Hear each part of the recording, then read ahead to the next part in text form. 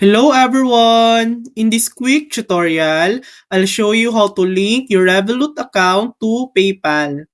First, log into your PayPal account. Once you're in, click on Add Card or Bank. Next, select Link a Credit or Debit Card. Now, enter your Revolut card details. These can be found in your Revolut app under Cards. Make sure to choose the correct card type, like Visa or MasterCard.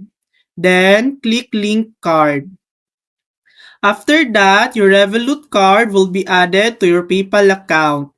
You can now use it to send or receive money through PayPal. And that's it.